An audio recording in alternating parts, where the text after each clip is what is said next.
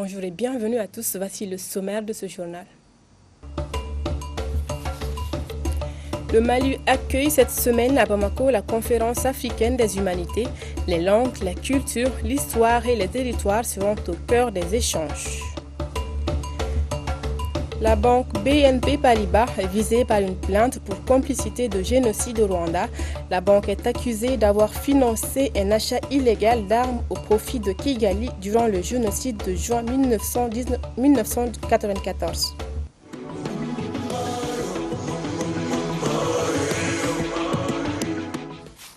Encore une fois, bienvenue. Le Mali accueille cette semaine la conférence africaine des humanités. La cérémonie se tient en prélude à la conférence mondiale des humanités qui aura lieu à Liège, en Belgique, du 6 au 12 août 2017. Les travaux qui ont débuté ce jeudi dans la capitale malienne porteront sur les langues, les cultures, l'histoire et les territoires. Aminata Marikokone pour le reportage. Le monde fait face à des défis liés aux changements culturels, sociaux et environnementaux qui appellent tout un chacun à trouver des réponses innovantes. La conférence régionale des humanités qui se tient à Bamako en ce moment doit contribuer à la conférence mondiale par des communications de haut niveau, favoriser l'émergence d'une vision africaine du devenir des sciences humaines et souligner l'importance des humanités face aux enjeux. Les défis sont multiples et de différentes natures. Je voudrais en évoquer trois, en essayant de partir du particulier au général. Tout d'abord, nous devons faire connaître un champ, un corpus propre aux humanités africaines. Comme Lazare Kizerbo et Zebelinga, les deux rapporteurs sur l'état des lieux des humanités en Afrique ont essayé de le montrer ce matin, les territoires en question sont à la fois anciens et en perpétuelle mutation, car ils sont liés à la circulation globale des savoirs, centré sur de grands pôles, notamment américains et européens.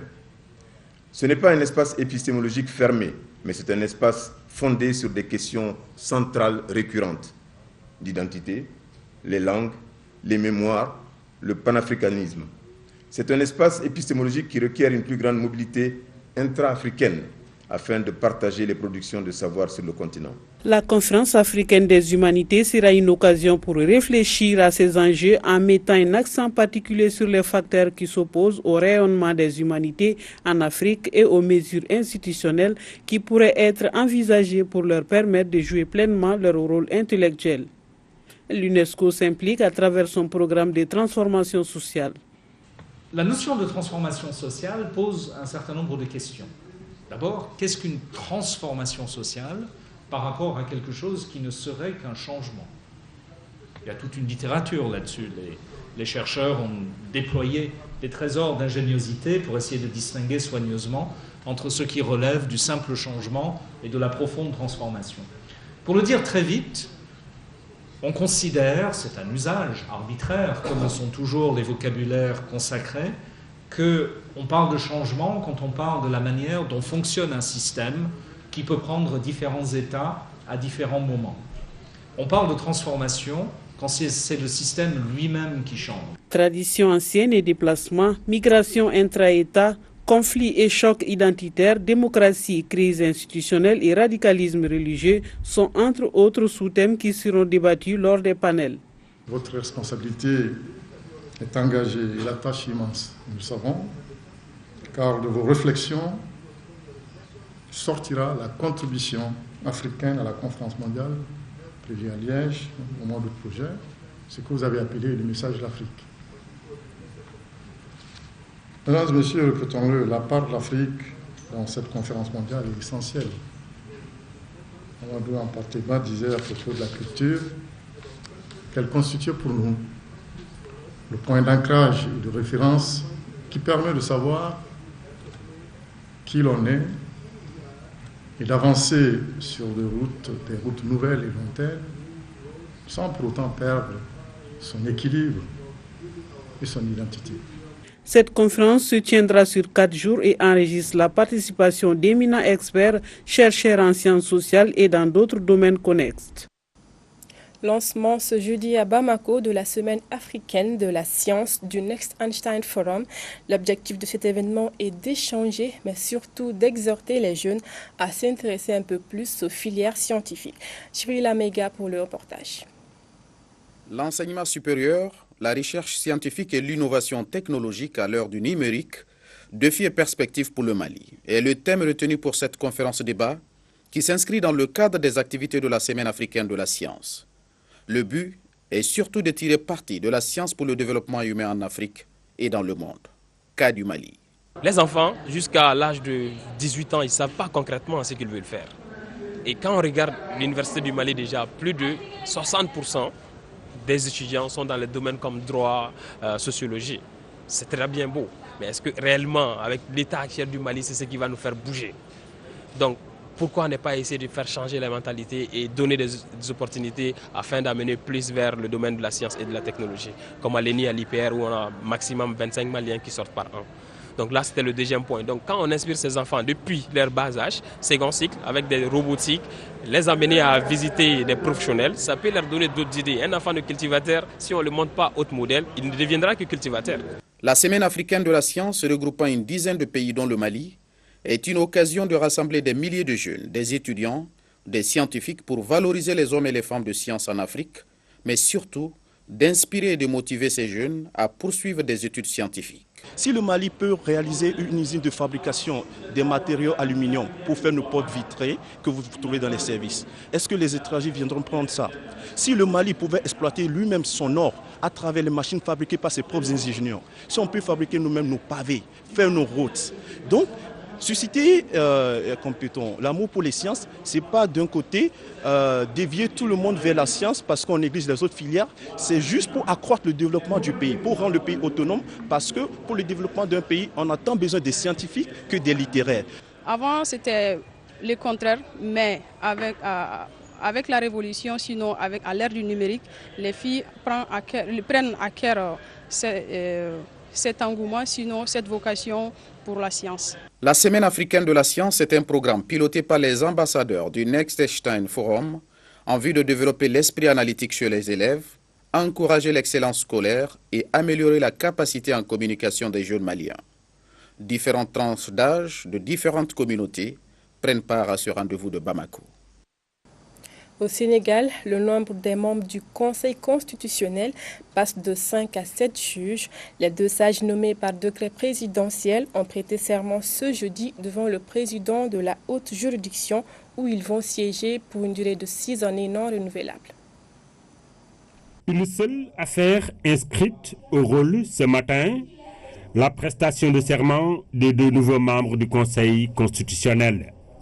Un rituel pour donner corps au décret du président de la République qui, par-delà le symbole, consacre l'entrée d'une femme et d'un homme aux trajectoires élogieuses dans le cercle restreint des sages. Ce serment qui fonde votre légitimité en tant que juge est tout à la fois un devoir envers vous-même, donc un engagement personnel, et en raison du caractère public de sa prestation, un engagement envers toute la collectivité.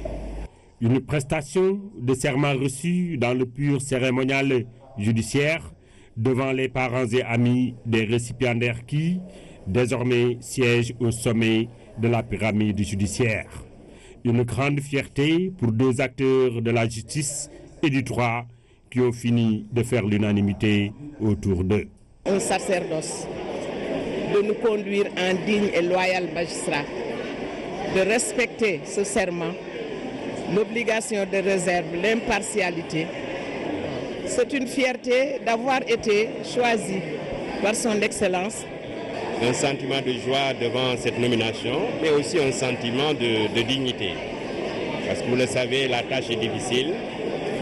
Au Sénégal, tout le monde sait comment est la vie politique et sociale. Et évidemment, nous veillerons, comme nous l'avons dit dans notre serment, à tout faire, évidemment, en toute dignité, en toute loyauté, en sachant que c'est aussi un poste où le peuple sénégalais nous regarde. Durant leur mandat, les membres du Conseil constitutionnel sont aussi tenus par le secret des délibérations et des votes de l'institution. La mission des Nations Unies ferme définitivement ses portes en Côte d'Ivoire ce vendredi 30 juin. L'ONUCI achève ainsi sa mission en Côte d'Ivoire, mais avant le départ, la patronne de l'institution est allée faire ses adieux au président Alassane Ouattara. Ce sera sans doute la dernière rencontre officielle entre le président Alassane Ouattara et Aïchatou Mindaoudou, représentante spéciale du secrétaire général des Nations Unies en Côte d'Ivoire. La dernière en raison de la fin du mandat de la mission de paix qu'elle conduisait en Côte d'Ivoire. Mission débutée le 27 février 2004 et qui s'achève ce vendredi 30 juin 2017. En ce qui concerne le bilan des 13 années de présence de l'ONUCI en Côte d'Ivoire, je pense qu'il faut tout simplement comparer la situation en 2004, au moment où la mission était déployée, et la situation d'aujourd'hui, pour constater qu'il y a eu beaucoup d'évolutions. Évolutions notamment sur le plan de la sécurité, du DDR, en matière de protection des civils, en matière de promotion et de respect des droits de l'homme. Un chiffre que je peux rappeler, par exemple, le nombre de violations des droits de l'homme était de 1786. En 2011, il est tombé à 88. En 2016, il y a eu beaucoup d'évolutions en matière de cohésion sociale et de réconciliation nationale, mais aussi dans le domaine du dialogue politique. L'ONUCI n'aurait pas pu être un succès ici en Côte d'Ivoire sans l'engagement résolu de chacune et de chacun des Ivoiriens, mais aussi l'engagement des autorités ivoiriennes. Nous avons parcouru 45 000 km en Côte d'Ivoire pour aller à la rencontre des populations, et partout où nous avons été, nous avons relevé l'engagement des populations à faire en sorte que la paix, la cohésion sociale et la réconciliation nationale se consolident en Côte d'Ivoire. Nous partons sereins, Monsieur le Président, rassurés et confiants. Ces 13 dernières années, l'ONUCI a été partie prenante de l'histoire de la Côte d'Ivoire. Renforcement de la sécurité, certification des résultats de l'élection présidentielle de 2010 ou encore participation au processus de désarmement, démobilisation et réinsertion. Le budget de maintien de la paix va être réduit de 600 millions pour un budget de total de 7,3 milliards de dollars. Cet accord trouvé entre Washington et l'ONU va être validé ce vendredi par l'Assemblée générale des Nations unies. Cette cérémonie vient mettre un terme à la hausse quasi constante des dépenses de l'organisation qui ont plus que quadruplé depuis les années 2000. Les États-Unis, qui sont les plus gros contributeurs avec 28,5% du budget de l'ONU, avaient fait de la réduction du financement des opérations de maintien de la paix une question de principe. Mais sur les 600 millions d'économies consenties, le tiers provient de la fermeture de la mission de l'ONU en Haïti prévue de longue date. Et la forte mobilisation des pays africains où sont déployées la majorité des missions a convaincu l'ambassadrice américaine des Nations Unies, Nikki Haley, à adopter une position plus mesurée. Des diplomates assurent néanmoins que la baisse du budget a été calibrée et prend en compte les évolutions positives du maintien de la paix. Mais les conséquences sont très fortes et 3 opérations les plus coûteuses avec un budget de plus d'1 milliard de dollars US chacune sont particulièrement menacées. La MONUSCO, mission d'Organisation des Nations Unies pour la stabilisation du Congo, voit son budget être amputé de 93 millions de dollars US à la veille d'une élection présidentielle sous tension dans un contexte de violence de grandes ampleurs dans la région centrale du Kasaï. La mission au Soudan du Sud, la MINUS, devra, elle, compter avec 100 millions de dollars US en moins, alors que les civils sont les premières victimes du conflit. Enfin, la mission conjointe des Nations Unies et de l'Union africaine au Darfour, la MUNIAD, dont le mandat doit être renouvelé d'ici la fin de la semaine, sera privée de 60 millions de dollars US et d'environ 6 000 personnes, casques bleus et policiers, alors que la situation reste très fragile. Voilà, c'était un commentaire signé Abiba. La banque BNP Paribas est visée par une plainte concernant le génocide rwandais, complicité de génocide, crimes de guerre et crimes contre l'humanité. Ce sont les chefs d'accusation déposés ce jeudi en France par l'association anticorruption Sherpa et 2 groupes de défense des victimes. Abiba pour les commentaires. L'association anticorruption Sherpa, le collectif des partis civils pour le Rwanda, CPCR, et l'organisation non gouvernementale Ibuka France accusent le groupe bancaire d'avoir permis le financement de l'achat de 80 tonnes d'armes ayant servi à la perpétration du génocide. Nous sommes en 1994 et à l'époque, la Banque du Rwanda y possède un compte comme dans d'autres banques européennes. Problème pour les associations, BNP a autorisé 2 virements de ce compte vers un compte en Suisse. Ces virements auraient eu lieu les 14 et 16 juin, c'est-à-dire plus de 2 mois après le début du génocide et 1 mois après un embargo sur les armes décidé par les Nations Unies. Selon un communiqué confirmant une information du quotidien Le Monde et de France Info, la banque ne pouvait douter des intentions génocidaires des autorités du pays pour qui elle a autorisé le transfert de fonds en juin 1994. De son côté, la banque BNP Paribas reste très discrète. Elle affirme ne pas avoir assez d'éléments pour commenter cette plainte. Pourtant, selon ces associations, BNP ne pouvait pas ignorer les intentions des autorités rwandaises pour qui elle a autorisé le transfert d'argent. Un total d'1,3 million de dollars a été viré sur le compte d'un marchand d'armes sud-africain. Selon la plainte, cet homme, Petrus Willem Heller, était en contact avec le colonel rwandais Bogosora, considéré comme l'un des cerveaux du génocide et qui purge actuellement une peine de prison à vie. Les 2 hommes auraient conclu une vente d'armes qui aurait ensuite été acheminée au Zaïre à Goma, proche de la frontière rwandaise. C'est la première plainte du genre en France, mais ces virements bancaires posent question depuis des années. 1 an après le génocide, Human Rights Watch avait rencontré le consul de France en poste à l'époque à Goma et ce dernier avait mentionné plusieurs livraisons d'armes à l'aéroport de Goma entre mai et juillet 1994. Selon l'Organisation des Nations Unies, le génocide rwandais a fait 800 000 morts entre avril et juillet 1994, essentiellement parmi la minorité Tutsi. Au Mali, la fondation Babani Koné s'engage dans la lutte contre la mortalité néonatale et infantile. L'artiste malienne présidente de la dite fondation se dit engagée à aider ses concitoyens. Ce jeudi, elle était dans le quartier d'Aoudabougou. Elle a été accueillie à Kerjoa par la population. C'est un reportage signé Jibrila Meika et Youssouf Chouara. L'eau, source de vie. Avec ce château d'eau, le décor est planté. De quoi donner le sourire aux populations de Daoudabougou. Affectueusement appelée Sirani, l'artiste malienne Babani Koné entend faire de la lutte contre la mortalité néonatale son cheval de bataille. De 2011 à 2015, moi j'étais l'ambassadrice de la campagne Tous et Chacun. Donc on visitait partout, on regardait un peu partout les santé des enfants, les femmes enceintes.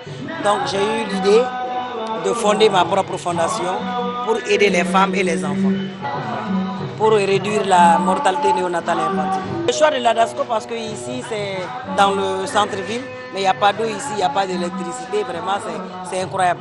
Ce geste de solidarité a été salué par les plus hautes autorités du pays, représenté ici par le ministre de la Promotion de la Femme, de l'Enfant et de la Famille. Saluons au nom du président de la République et du Premier ministre votre acte de citoyenneté et surtout votre reconnaissance pour ce que le Mali a eu à faire.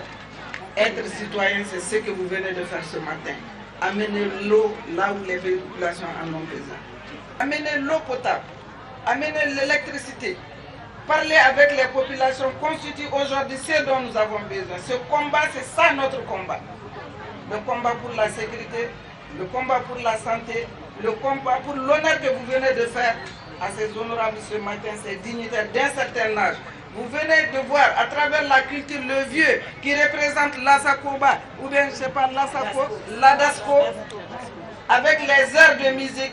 C'est son être qui a parlé, il s'est levé malgré qu'il soit malade parce que nous puisons nos forces de nos cultures. Vêtu de blanc pour symboliser la paix, c'est en toute sérénité que Babani Koné entend désormais perpétuer cet élan de solidarité dans les régions du Mali, voire dans les contrées les plus reculées du pays, juste pour aider. C'est la fin de cette édition. Merci à vous de l'avoir suivi et bonne suite de programmes sur la chaîne panafricaine.